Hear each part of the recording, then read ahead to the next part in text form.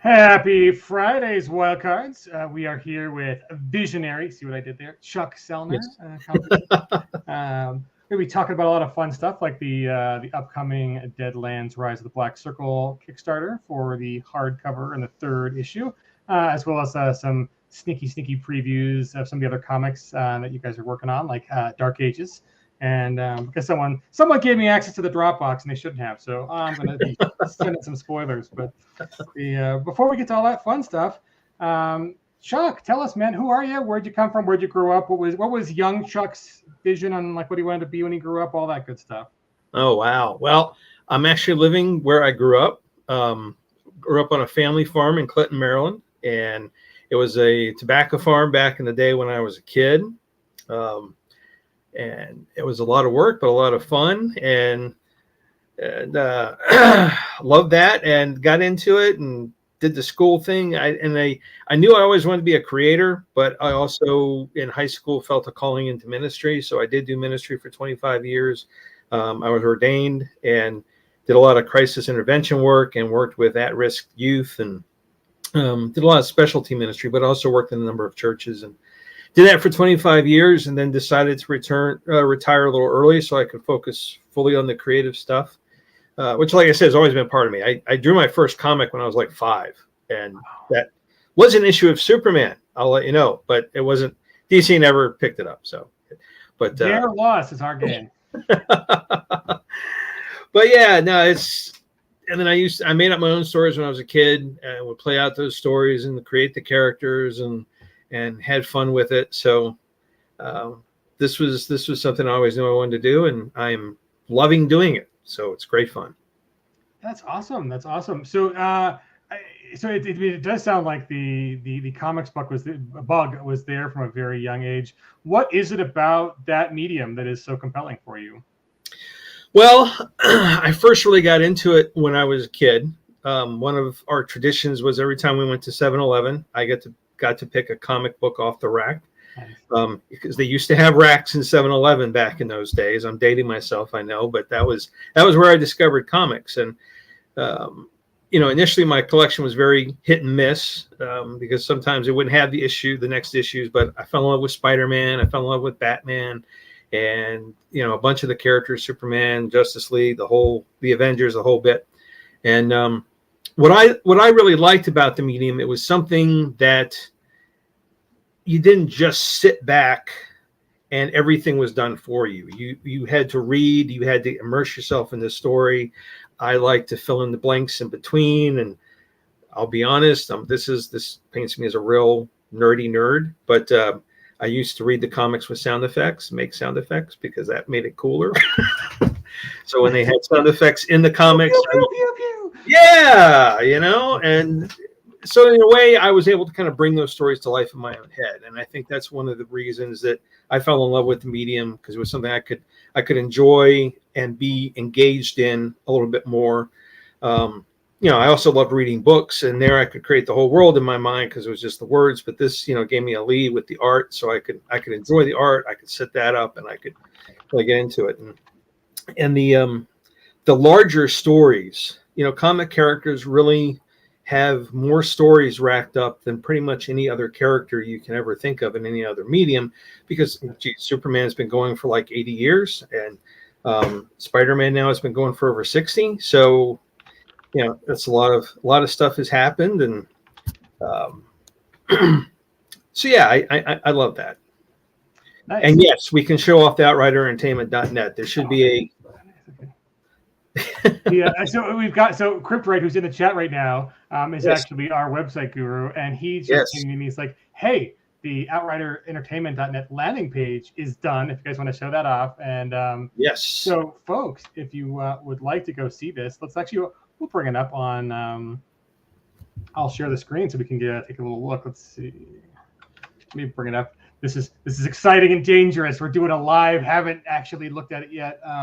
Hey, it can't be that bad. It's comics, so.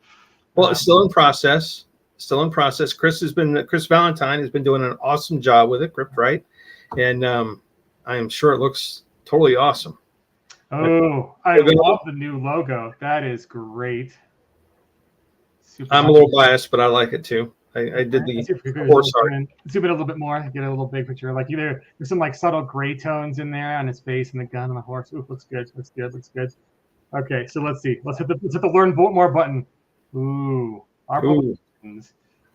Well, when you put them all together like this, they really look good, don't they? Like I can just they do. The so I guess that does lead us rather quickly into kind of we'll talk about what's coming up next on the upcoming Kickstarter. But so for folks who've been following along, there was already Dead Man's Hand Kickstarter. Yes. And issues 1 and 2 of Rise of the Black Circle are out. Yes. And then there's going to be one for issue 3 and the hardcover. Is that? Yes, that's the next one coming up. But we also did the Raven one. So the Raven one is done. Nice. That's in pre-order phase now. The other books you can actually order and get. But Raven, we're still waiting on that to ship from the printer. But that's on its way. Oh, that is great. I really love these cover art for the hardcovers, and I think when the campaign gets around, we're going to have the artist of the covers on with us, and he'll talk about his art process and kind of the. The one with Raven is just like, ooh, look at that. I mean, just I kind of very evocative. I think even cooler than, dare I say, Frazetta. I mean, it's very like Frazetta vibes on, muscly hero and kind of super saturation, and really love it. And then like the details in the Dead Man's Hand one, where you could just like, if you look at the character in the background who's kind of raising her arm, you can like get up into her bodice and see that there's like lace work that they've done intricately on there, and the like nailed monsters with the spines that are just super creepy. You can like really zoom in and just kind of get like there's the chitin or whatever. Oh, it's fantastic. So all those, the hardcover art is all done by Steve Furchow, who is a long-term comics artist as well as illustrator. Done tons of work in every medium, and he does beautiful work. And he sends a few sketches. It's kind of tough because every time he does a cover, he sends like 4 sketches of layouts, and they all look good. We love all of them. So basically, we just go back to him and say, Steve, just do what you want to do. Just do it. Go it. And he produces knockout stuff.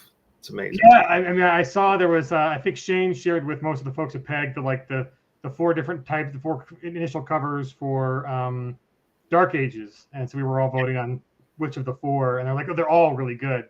I think I like the one with there's a little dude in the background with like 2 axes jumping off a pillar or whatever. I'm like, that's the one I like. But they're all pretty good. So we'll see which one actually makes it to print. But thanks Valentine for getting that up and running, so folks can go check that out. We'll talk about the Kickstarter here in a second. I'll give folks a link so they can go to the Kickstarter page. And let me see. Now that I mentioned, I should just throw it up right now. But I have so many windows and so little time to find which one actually has the link. The right one. Well, I can start talking about it if you want while you're doing that. So the Rise of the Black Circle is the next big Deadlands epic that Shane Hensley, creator of the game, is writing. So he obviously really gets the world, because he dreamed it up. And it brings back some of the classic Deadlands heroes from the Dime novels. We've got Ronan Lynch, Lacey O'Malley, Bad Luck Betty McGrew, Velvet Van Helter on the good side, and facing off against evil supernatural people who are trying to create a more power for themselves by teaming up. So the Black Circle is actually that collection of individuals who are trying to strengthen their magic and their hoodoo. So these guys are going after him and trying to take it down. So this is the first 3 issues. You can, if you've got the floppies and want to keep the collector comics, you can get issue 3, but you can also get the full hardcover that has the entire story. Plus, we'll have a bunch of back matter game content where you can play the characters and take off on some of the adventure stuff in the storyline. That's what I really like kind of about this Kickstarter concept, is that it's going to be really appealing to everybody who's a Deadlands fan, because all of the character information is there to be able to run these. And so that's a super exciting kind of crossover. It's like as long as we're doing a Deadlands comic, why not make it also Deadlands RPG content? So exactly. Good job, whoever thought that up. A+. Well, and all the hardcovers have that. So you can. The theme of what we do basically is we create the game content that directly links to the story. So it's not just generic stuff. So like, yes, all the main characters, you get character bios and descriptions and stats. So you can play them as characters or NPCs in the game. We even had an artifact from the first 4-issue run that we did. David Galler and Steve Ellis created Devil's Six Gun, and that became an artifact in the game. So yeah, you get lots of cool stuff, and you can really kind of take the adventure off on your own with your group. That is fantastic. So the link that's in the chat, you can go and you can sign up on the Kickstarter page itself. This is the right link. And there's currently already 93. I mean, we literally just put this page up. So you guys can run over there and you can save it or hit the reminder so you can be the follower. So you'll know when this launches. And I think the plan is for folks to get the previous Raven book in their hand first, and then we're going to launch this. So it might be a couple weeks. But I love this little piece of teaser art here. So again, since someone was a fool and gave me access to the Dropbox, let me upload the actual full cover so you guys can get. Let's see, where do I hide these things? I have to hide them in secret folders just in case. I can't put them in my work folder because then they'll find out. They'll find out that I'm going to show them off. And but I mean, the furniture work is super. I mean, it's one of the issues. So tell us about the two characters we see in the. Well, we'll see a third in a moment when you get the whole picture. But yes. Tell us about the two characters we're looking at in the preview image. That the orange-haired guy with the rather pale complexion is Ronan Lynch. He is a Herod. As you know in the game, what that means, that he's an undead with a demon inside of him. But because of his strength of will and his character, he still manages to control the demon inside of him and keep it suppressed so that he is in control. And so because he's a Herod, he is really a badass. He can shoot fast. He's never misses. He's not a stormtrooper, so he never misses.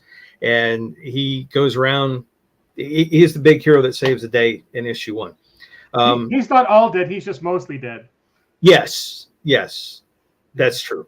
And then that's next to him is Bad Luck Betty McGrew. She is an adventure character that's been in several stories. She takes her nickname from the fact that she does have bad luck, but she still managed to get the job done. She is very good at what she does. She's a bounty hunter at times. She's a marshal at times. She's done a lot of things that essentially bring down the bad guys. And she's a great character because she's a very strong woman character, and in a world that where mostly women were kind of pushed off to the side. She's right out there and can go toe to toe with just about any guy. So she's awesome. And then in the background is our mysterious villain for the first arc, La Bruja. She is one of the magic wielders in Deadlands that is going to be part of this black circle. And the story opens with her carrying out a mission that leads to the adventure that we see in this first story arc, this first series. So she is really cool as well with her magic, and she does some really cool, neat things. We blow up a lot of stuff. We have a lot of magic going around. We have lots of zombies. So it's a fun book. It's a nonstop adventure. I mean, basically we dive in first on a chase on top of a train, and we go from there to a whole bunch of other stuff. That the entire 3 issues is really just one drawn out conflict and exciting adventure together. So, well, and if I'm reading it right, I mean, it starts the train and kind of ends the train with a big splash. So I won't spoil those because those are some great images, but I've got some more to show. But on this one in particular, I love the Bruja, where like her mantilla and like the kind of sugar skull kind of ethic on her face. Like, oh, it looks really good. But there's some really I kind of want to zoom in, but I don't think I got the zoom functionality on this. Is like, Ronan is kind of one of those interesting choice on like how do you portray a Herod in the setting where it's still believable that he's not super all covered up, and you can kind of see like the decay underneath his eyes, and there's just some really fine art detail kind of in his chest, his abdomen. It's just like you can see like the skin flaking off, and it's a little discolored, more green, and it's just like when you actually can see a full kind of like full up image of it, it's very nicely done. Where it's just subtle hints that he's not quite all as he's not Ziploc fresh. Let's put it that way. Yes. Well, that's one of the cool things about comics. And one of the limits of the medium as well is you definitely want it to be very visual, and you want ideas and elements of characters to really come out in the visuals for the characters, because the art tells a story. And I do want to give a nod to our artist for the series, Aaron Palsmere, did all the pencils and inks. and Simon Go did all the colors, and the interiors are just as good as the cover work. Awesome storytelling. But yeah, so when we just knew we were going to do Ronan, we wanted to make sure people knew, like you said, he wasn't Ziploc Stay Fresh, but we also didn't want to violate the harrowed mythos from Deadlands. So Shane actually came up with a good explanation.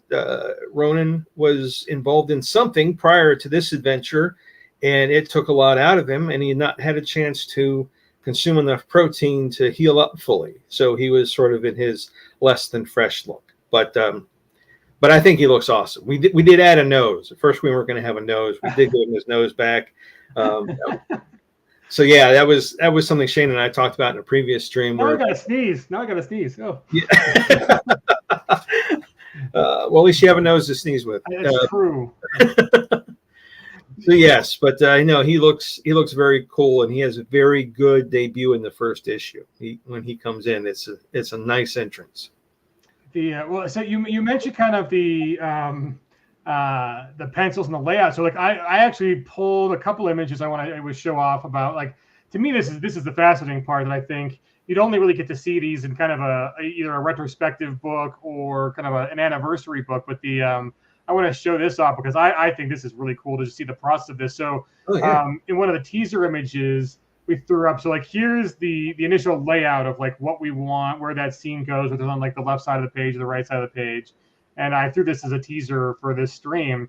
And so this is the layout image, and then this gives way to the pencils. Yep. And I'm impressed by just how much kind of depth and how much is already there in the pencil stage. This is almost an art form in and of itself, really. I really like that. And then here's the inks. Yeah, so then much more bold, much more refined.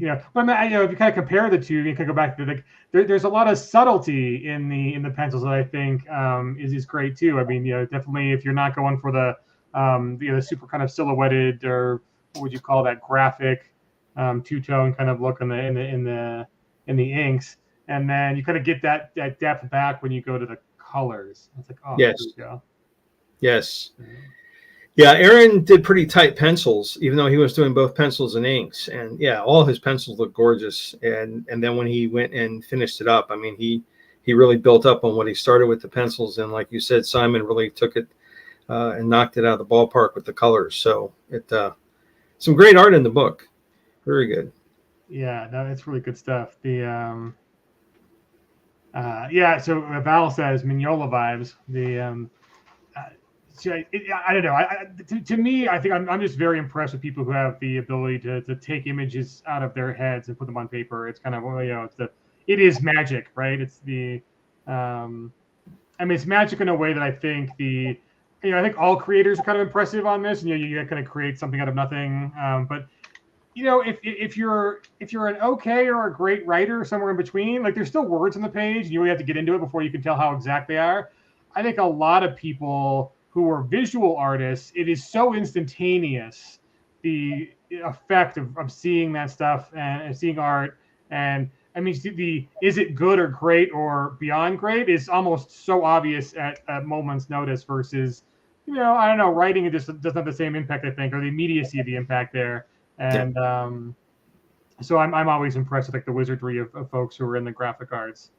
And JD, it definitely looks like Tales from the Crypt very much. Yes, classic series. Yeah, and as someone who is a writer and artist in comics, since I do both, I can tell you, there is, of course, I love everyone else's art more than my own. I I feel I do it pretty good, but working with great artists as a writer is just utterly amazing. Now Shane wrote Rise of the Black Circle, but I've done a couple of Deadlands stuff, and when an artist then sends designs or things like another book we're going to talk about shortly, I'll go into this more, but it just, it lights up. It lights you up as a writer to see what the artist takes and does with it. Because you just write all these words. Oh, this should be a big hulking guy with, growling. And then they bring it to life and it looks, oh, wow.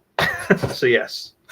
It really does. And it's very interesting. Like, it's interesting, like the network between how you tell a story with just words, and then how you tell a story visually. Like I'll show one more scene from the upcoming third edition or third issue, which involves these lovely fellows who look very nice and polite and respectful. But like, here's a couple panels, and I mean, folks will definitely recognize those are playing cards in that second panel. I kind of just love how the huckster looks there with those cards and kind of how that works out, and just the whole visual medium of being able to tell like dynamic stories, and the threatening kind of first panel where our unlucky character is on her back and she's fending off an attack, and there's a couple of the are these chupacabras. Yes.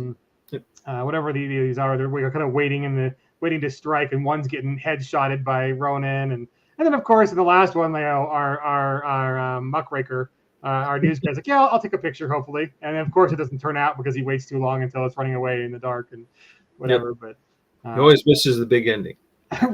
Right? They never catch it on on film. Although even when they do, I mean, the people, I love that the Bigfoot footage where the Bigfoot just walking across the kind of the mountain stream.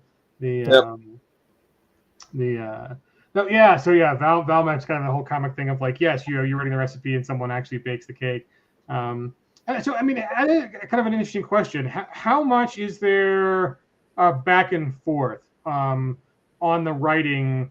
Like, does Shane give you guys like, here's the comic, boom, done, and then it's all downstream on the creation and finish, or is there ever a like, oh wow, this is a great piece of art, let's change something that happens so that character is in this more? What is that process like? It varies. Shane loves writing, but then he also loves being able to hand it off and trust the artist to do it. And really, in comics, the more you have that kind of relationship that each person on the team is trusted to do their job the best they can, then it flows very smoothly. I don't think we had the only major revision that we had in designs was, again, to give Ronan a nose. Most of the other pages were approved as is. Everything was cleared. We do a check process. So every time that's why you have layouts and pencils and inks and the colors all separate, because each of those, hey Shane, each of those phases get sent to the writer and the editor so that we are all on the same page and make sure. But this process was extremely smooth because the art team was just so great and everything just came back. We just got to say, yeah, that looks great a lot. And that worked. I've also worked on projects where artists struggle a little more. I've worked with a lot of newer artists who, you kind of have to take under wing and give more instruction to and help them, grow as a creator. So that can be a little more involved with back and forth. But, I think that's beneficial to everyone involved because it shows them some of the nuance of creating comics and making better comic art. So are there any limitations to comics? Because I mean, it's almost, I mean, dare I say perfect, but I mean, for instance, film, even with the big special effects budget, I think film is a little tricky to get right whenever you introduce the supernatural and kind of the more interesting elements that we take for granted when we're playing Deadlands, as distinct from just kind of a cut and dry alt historical Western. Like in here, I mean, just even looking at that second panel, just kind of the dynamicism of those, how using playing cards as a weapon and how that works, and how they're magical stuff, or even having a character that is as kind of disfigured and interesting and undeadish as a Herod. I think we've seen in Hollywood sometimes, or more often than not, when they're doing that, they get it wrong versus getting it right. So I think it's hard to thread the needle and get a Deadlands film or whatever that is as awesome as the Deadlands RPG. But I mean, it seems to me that comics it doesn't have a lot of those limitations, right? Like I think we buy in easier. There's definitely, right. I see Deadlands. That would be cool. Too bad Bruce is kind of on the retirement part of his thing. Bruce would be fun in the Deadlands, but maybe we'll get Haley Joel Osment to be in the Deadlands movie. That'd be fun too. I see Herod people. Mostly dead, not all dead. But right. And films they sacrifice some of the purism to appeal to a mass audience, and then comics. I kind of agree with that statement. The comics do appear more true to the attention in the story.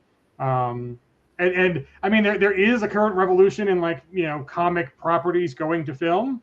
And a lot of it has been supers, but there's been others. The things that are a little more edgy and interesting, like beforehand there was like I liked it, but like this really good Constantine movie with Keanu. But now seeing where that's going and all that's kind of fun, with the universes of comics. But talk a little bit about how do comics as a medium a little more apt to kind of cover the coolness and the weirdness, really. I agree with you. It is an unlimited medium, and I think a big part of that, it's a number of things. Logistic wise, it's the happy medium on how many people are working on a book. If you're an author, you're just going at it. You have an editor who might give you some feedback. You have an agent who might give you some feedback. But you're creating this thing on your own, so you can just run with it. But you're only using words. On a comic, you can have one person who is a writer, artist, or a team like we had for Black Circle, where you have a writer, penciler, inker, colorist, etc. You do a movie, you got hundreds of people involved, and everybody has to make everything work well to make it work. And you're also working with real people on a stage, and you're limited by the things you can do with that. And like you said, the special effects budget. I think part of the reason it's harder for films to capture as clearly is because we do hold them to a higher standard of how everything looks realistic. That's true. Because it's real, it's real people, real actors, real actresses, real sets. But comics, we do accept a certain amount of interpretation. You can have a great artist like Mike Mignola, whose artwork is very basic and simple stylistically as you look at it, but creates powerful feelings. Really, he can do the creepiest monsters and settings, and the creepiest hell that I've ever seen with a few strokes, and that is just masterful. But that's something in a movie would be much harder to capture, because especially a live action film, because that's just not how things come out. It's it's maybe animation, but yeah, I always laugh because comics, we don't have a special effects budget. You can do what you want to do. There is this little comic strip that's a favorite of mine, where there's a writer and artist at a convention, and the writer says, what I love about comics is that I can I can write a whole scene with two people talking, or with a massive invasion of thousands of alien spaceships blasting apart New York City, and it costs the same. And the artist is sitting next to him like he's ready to strangle him. But so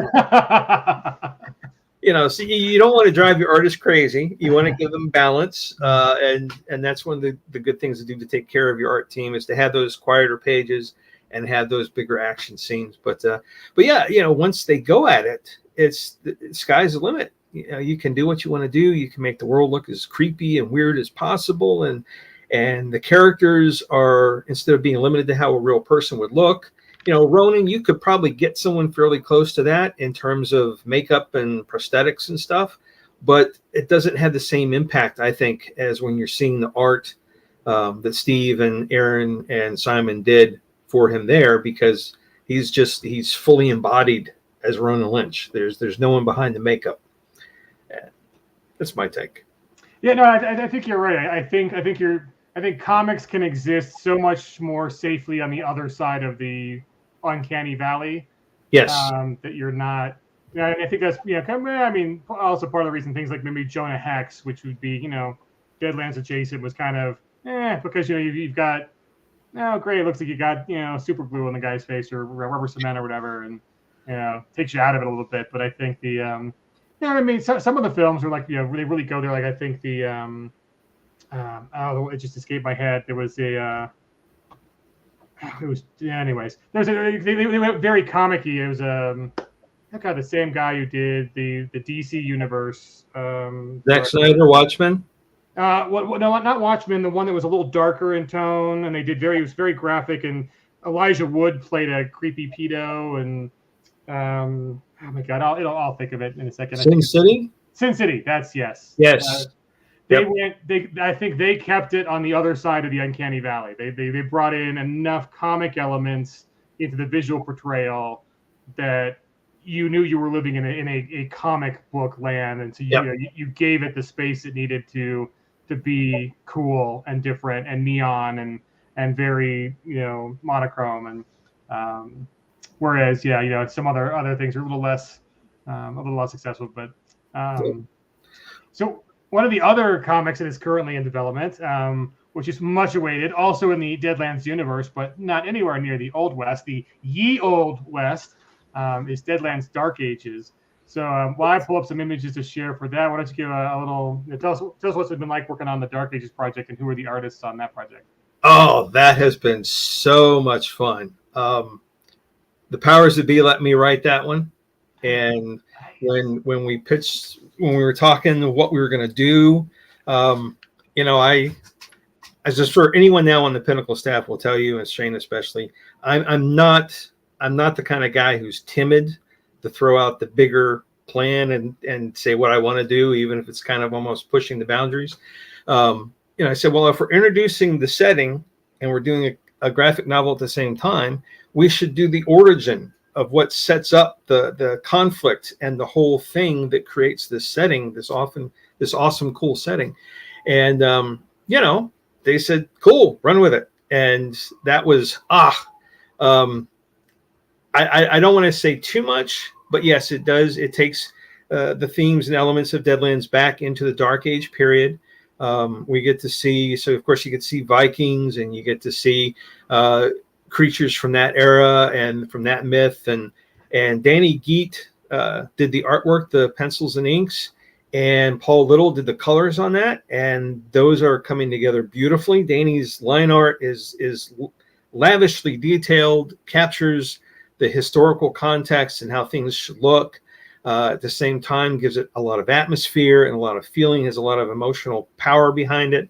And, we have two main characters, both new characters in the Deadlands mythos, and they are sort of swept into this growing threat that is impacting the entire world. And it's their job now to try to help the forces countering that evil to be able to take root in the world. And so it leads to this huge quest. And I had so much fun writing it. And this is one of the great things about comics.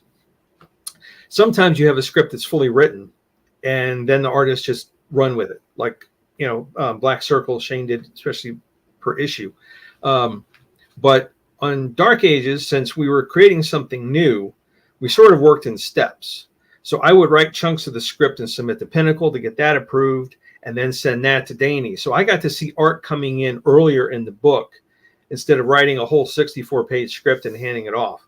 So I have to say that between Danny and Paul, the artwork they were doing, they inspired me to say, look, what these guys are drawing, I need to write bigger. I need to go bigger. I need to have more cool looking stuff.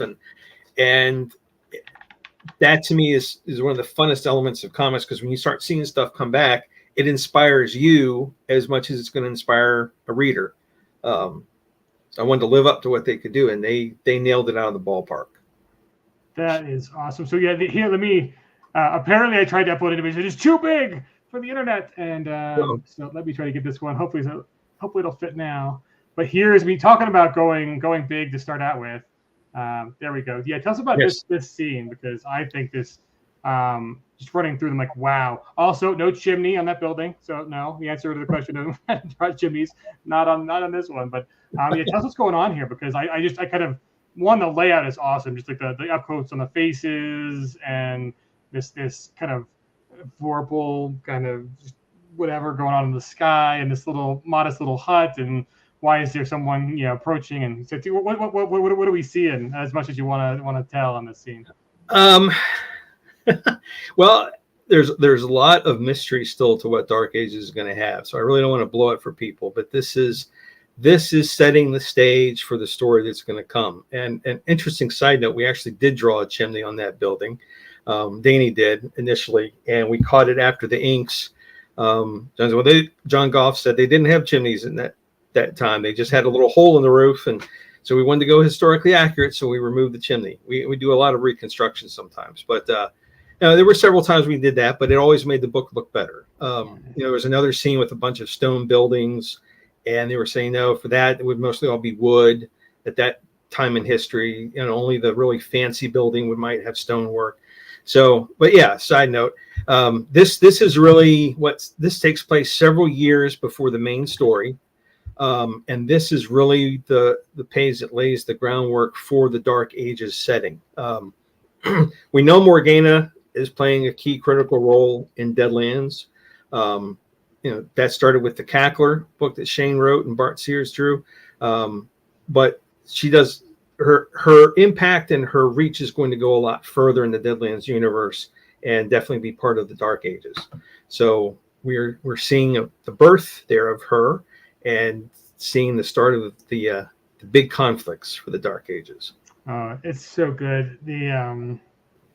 I also like the ability, and we kind of talked a little bit about film, and I think you said it right when you said there's a happy medium, in the sense that a lot of the same techniques you might be able to use in film are just very, very present in comics, and kind of being able to do these panels and I think in a scene like this where you'd have to do camera shots and cuts, and very few cinematographers, actually do the kind of like the overlay. Some do, but the fact that you're kind of capturing this interesting and epic moment. I mean, obviously, for Deadlands fans, this is a moment which has a carry-on effect through all of the properties that come downstream.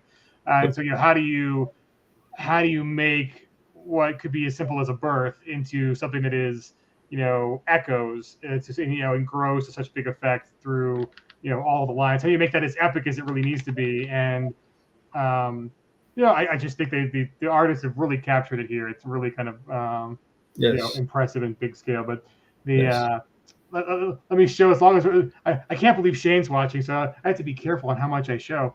I might get mad. But let me pull up these folks. So tell us about these two and what their adventures are, at least in the first bit of the plot. I really like this panel too for the same kind of like dynamic reasons. Like you kind of see this tapering in at the top and then tapering out at the bottom to kind of show what's going on. But who are these two horse riders? Those are our two main characters who partner up to take on this quest that impacts this whole story is their quest together. The one in front is Constance. The one in back is Othello, the bard. And all I'm going to say about them is that there is much more about them than they present themselves initially. That's one of the big themes in the first Deadlands graphic novel, is that no one who is quite who they seem to be. And throughout the story, you start learning more and more about things, especially the way we introduce Constance.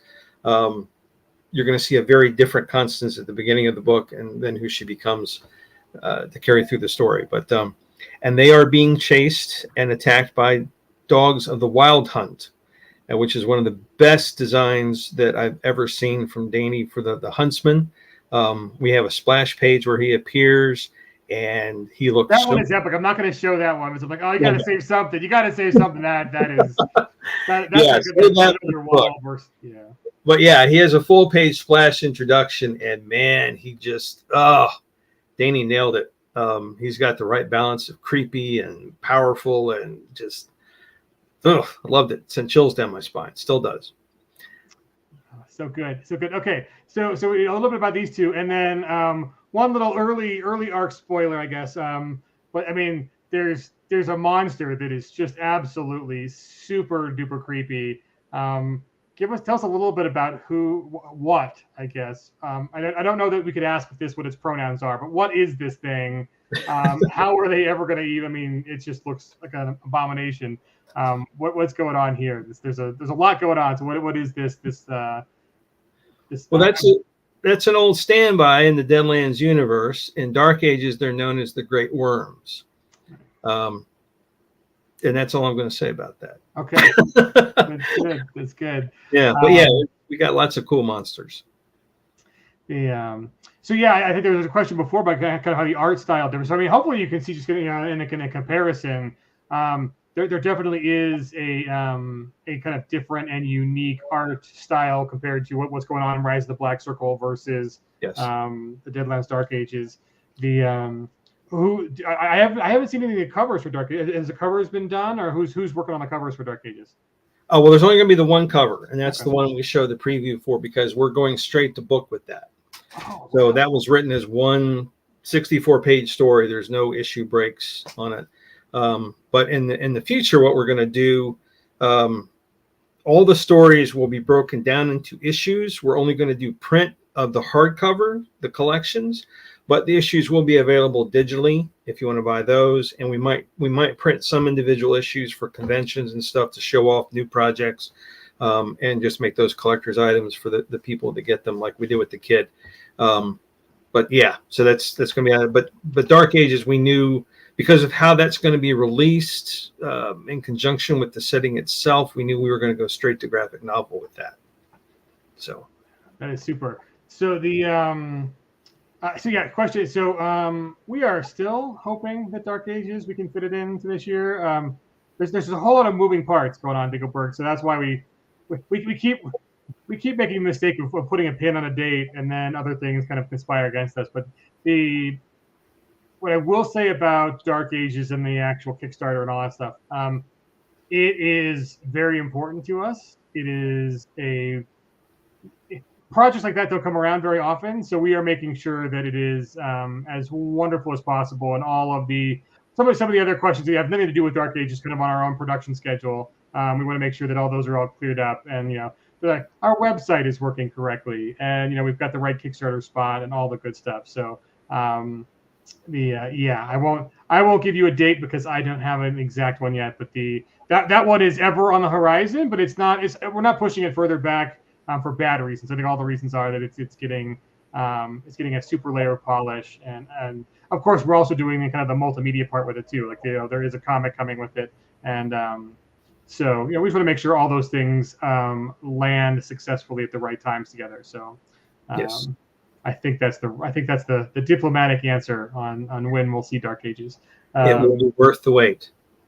Well, I mean, everybody loves John Goff, and it's just, but this is it's even bigger than John. It's kind of there is such a great story to be told here. It's really it's an interesting time period, and like as you've seen, just kind of making sure the threaded connections between the Deadlands universe, and I also think because there is kind of this reboot going on with the Morgana effect, that's just making sure some of the implications of that downstream on the other properties has to be taken into consideration and double checked and all that good stuff. So yes, it's a well-loved property that we want to make sure is just going to come off right. So that's why we're super excited about it.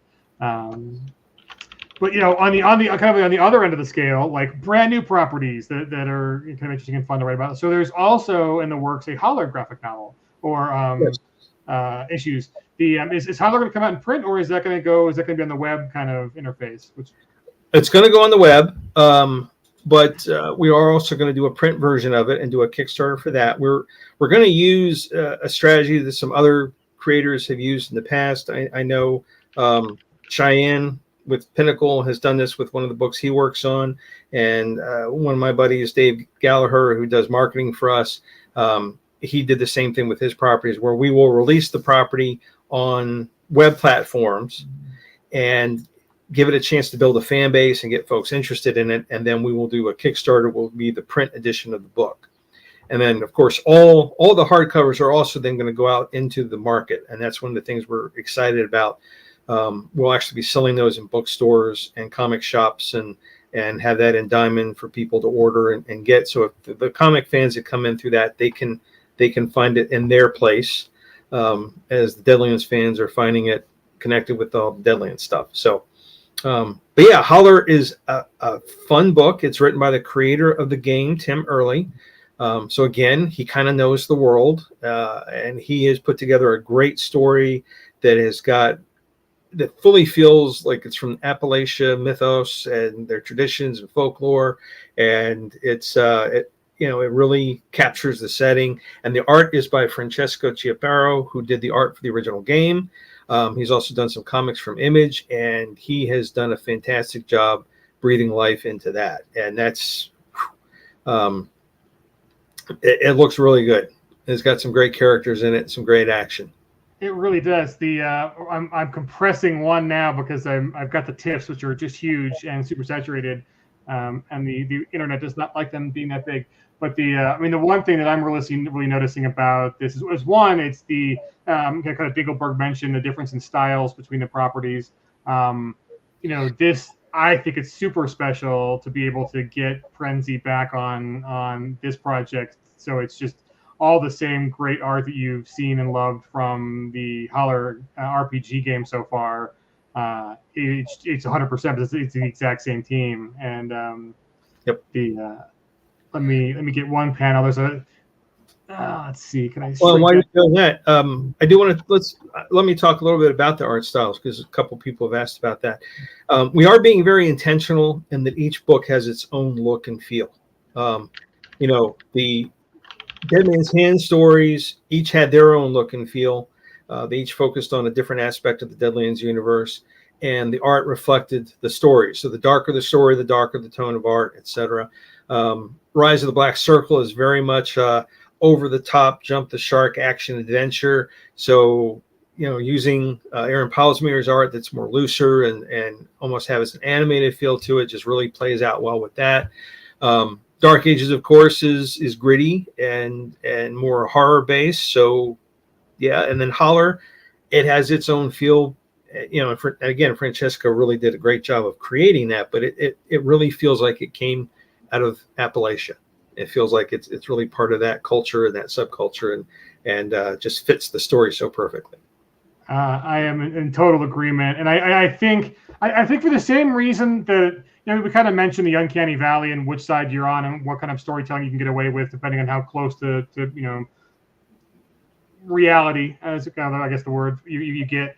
So whether it's Sin City being able to get away with a little more pulpy violence and hyper stuff, kind of because they do separate a little bit from the super real. I think the distance Tim created, narratively in the game between real world Appalachia and kind of his Holler, I think is symbolized by also, paralleled, emboldened by, fueled by kind of the art style also being, a little more saturated, a little more fantastical. Yes. And so yeah, I think they right. No, we're not gonna do the pre-sequel. We'll have the Australians do it like Borderlands. Borderlands pre-sequel. I mean, I like Borderlands, but the pre-sequel was a little. The oxygen mechanic was not fun, Dinkelberg. Anyways, the no oxygen mechanic in Deadlands Dark Ages. But so yeah, here's if I finally got this uploaded so we can kind of talk about it. But here's one of the panels from the Holler graphic, and yes, I mean the ability to do expressions and to just. I just kind of like love the look on the characters' faces when we get these kind of up close and the dynamic shots. Just between the four characters we see at the bottom, with their faces, it's just I don't know. It just something's happened. There's a church involved. What's going on? Who knows? But kind of the shock versus the little bit of despair in the bottom character, and yes. It's just even like the sky too. I mean, I love how you can kind of compare the panel here with what's going on with the clouds here compared to what we did with the Deadlands Dark Ages and the kind of the vortex going on. And there's a certain little comic element to these that I think, especially with the eyes, that's you just can't get with a very realistic style, right? I mean, there's just so much more emotion being on display here. And in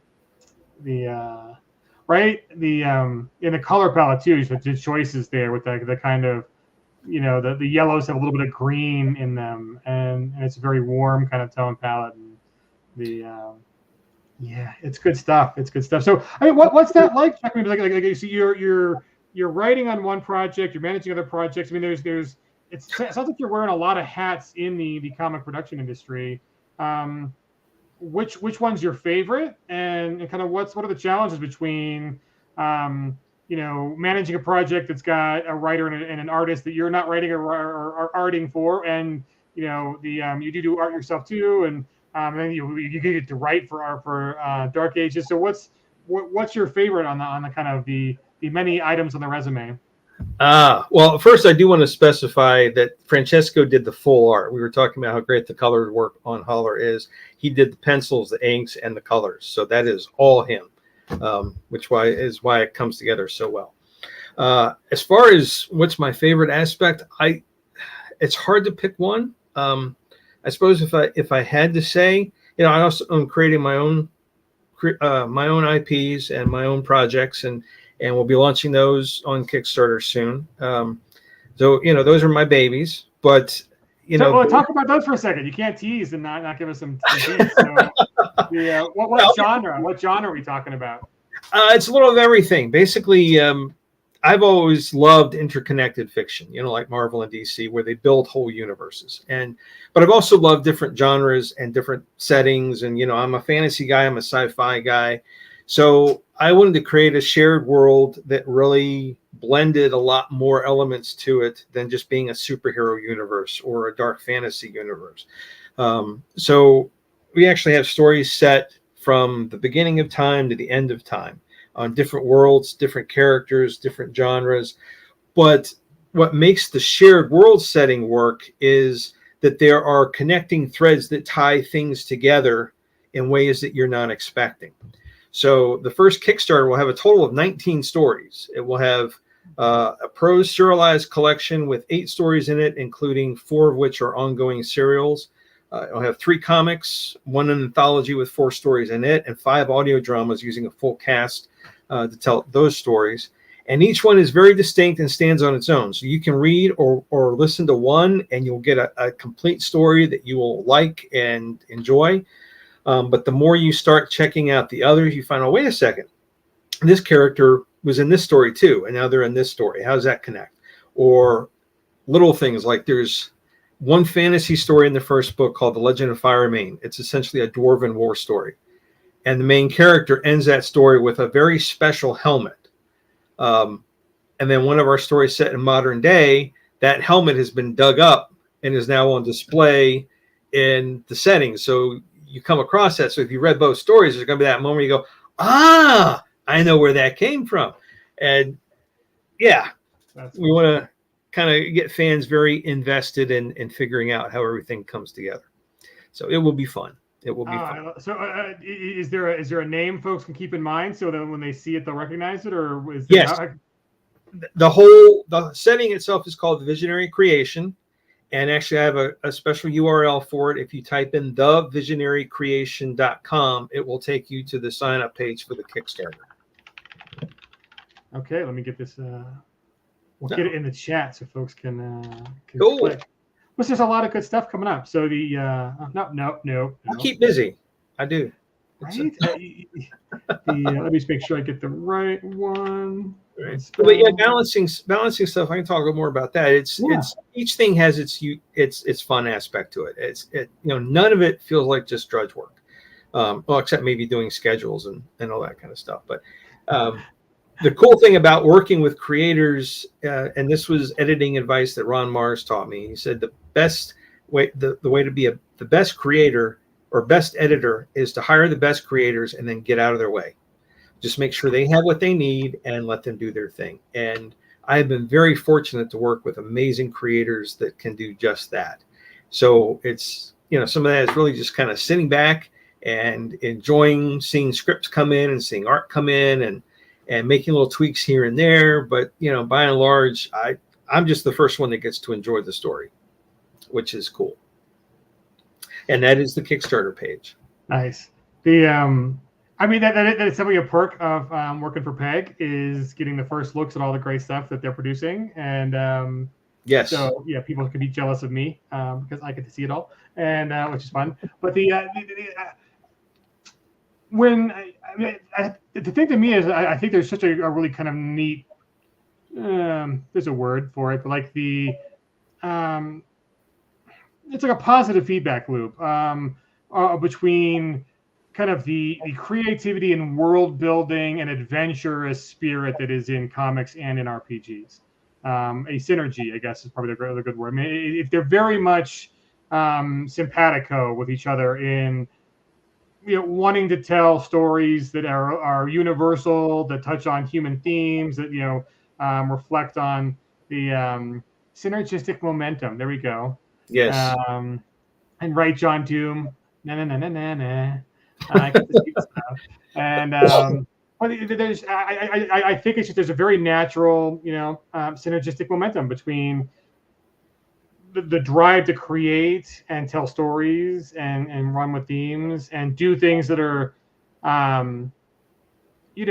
fantastical and awe-inspiring. And I think kind of comics really go there. If you look at the kind of the properties that really excel in comics, a good many of them really turn the dials up farther than you think the dials can be turned up on things. And I think that makes them exciting. And in RPGs we add a little more cooperative and a little more uncertainty to that mix, but it's very much the same kind of the human need to tell interesting and creative stories. So yep. And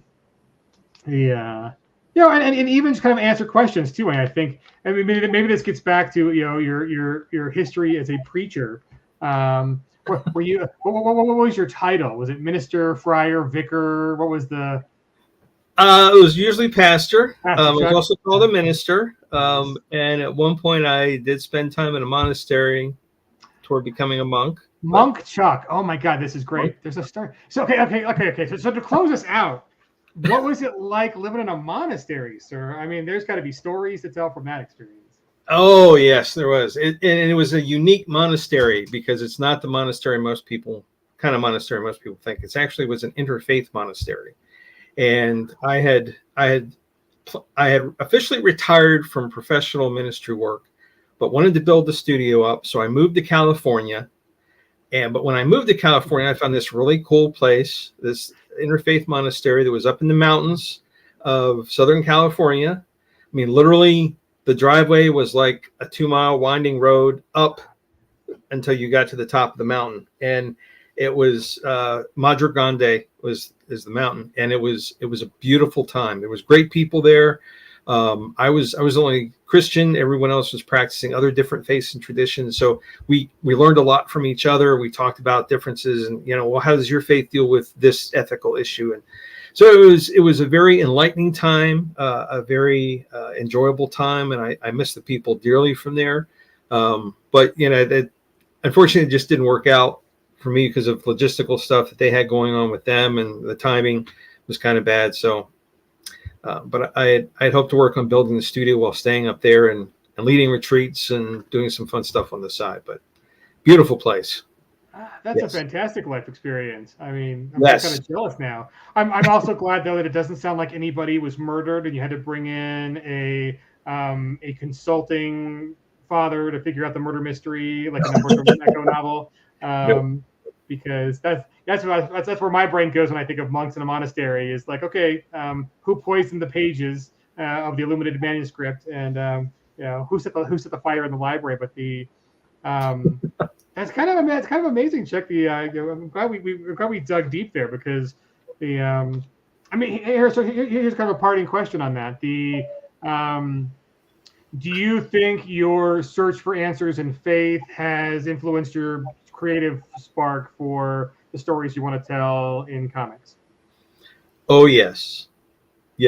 I think every writer projects a good chunk of their own experience into their stories, whether it be in the characters, how the story unfolds, whatever. I definitely do that. If you look at my own creations, just from this initial phase 1 bundle, one of the big stories I'm doing is a reimagining of Paradise Lost. So I have the picture on the campaign. When you showed it, that was Lucifer and an entity called the God Shadow. So I'm really digging into my own faith and my own faith questions, and coming up with some different answers in that story. So for me, while I want it to be an exciting story, like the Eternals or Jack Kirby's New Gods or the Silmarillion, I also want it to be a story that makes people think and ask questions. I've also got a priest in one of the comics who's one of the main characters. One of my other characters is also a pastor. So I gotta admit, I'm in there places, and really with all the characters to some degree, even the rough ones. Yeah, I mean, I think it's very fertile ground. Even kind of no matter what your take on it. I mean, like J.M. DeFoe, who's he's got an academic church history on kind of his degrees, and I are kind of we're putzing around on a project I've had in the works, kind of thinking about like I think one of the questions I ask in the kind of I don't have a name. I mean, I've got too many names for it right now. But kind of like the lost texts, apocrypha, kind of the little Dan Brown essence of like, okay, are there secret messages inside these tomes and texts that and then but one of the interesting questions, like you mentioned, like Lucifer and the character, it's like there's a very modern look at the biblical origin myth between like what is this character Lucifer, right? And like why or even Adam and Eve, like Garden of Eden stuff. Like why would the tree of good and knowledge be forbidden? Or the tree of knowledge, why would that be forbidden fruit, right? Why wouldn't you want to have knowledge of good and evil? And why would you want to have knowledge? And there's this kind of an interesting take on faith versus observational science, I guess, or like where does faith exist? Where does observational science exist? And I think in a modern society where we've gone very, very far in kind of the observational science kind of thing, is there a way to reinterpret that story? Is there a way that you have this character of Lucifer who's a light bringer not be inherently evil? And you kind of get into the Gnostic tradition and all that kind of stuff. And anyways, there's just fertile ground to like tell more stories because there's I think maybe it's even beyond the Judaic tradition. Like maybe it goes back to even proto-humans on this. What is our mind versus our soul? What is reality? What is ethics and faith? And where do we come from? And why are we here? And all those questions that even when we have a lot of more science answers, there's still so many more questions that are still left unanswered. So I think it's a very fertile kind of ground to tell stories in. Oh, definitely. And actually, it's kind of funny you mentioned it that way, because I'm much more a spiritualist than an organized religion guy. I did work in organized religion as a pastor. It's you deal with a lot of stuff that has nothing to do with the faith when you're dealing with organized religion and churches and groups of people. But to me, I'm not a scriptural literalist. So when I look at scripture stories, I'm not looking for scientific fact or history. I'm looking for stories.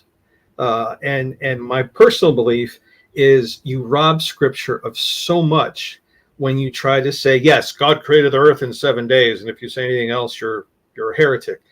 That story, the radicalness in that story has nothing to do with the 7 days. It has to do with, just you got a preacher talking faith. You're going to have to give me a few minutes. But yeah, right. Let's do this. The radicalness of that story was it was written in a time when most creation stories of surrounding religions, humans were not looked upon favorably by the gods. And one of the big epics that was contemporary at that time, the Enuma Elish, humanity was the blood and spit of a god that was cleaved in half in the midst of a battle. We were an accident. We were a byproduct. And then here you have the Jewish people and the Hebrew people at the time telling a story of a loving God who created intentionally and saw creation as good. And that's just, and it also takes its shots at other religions, because in other religions of the time, sun gods and moon gods were prevalent in almost every one of them. And Genesis, the language, the original Hebrew language to describe the sun and the moon are lamps. They're like the lamp you set on the shelf, and that's it. So it's kind of like saying, yeah, your God, and which puts a whole nother perspective on the natural world. So yes, to me, if you look at them as stories, which is how they taught and how they learned in that time, Jesus told stories.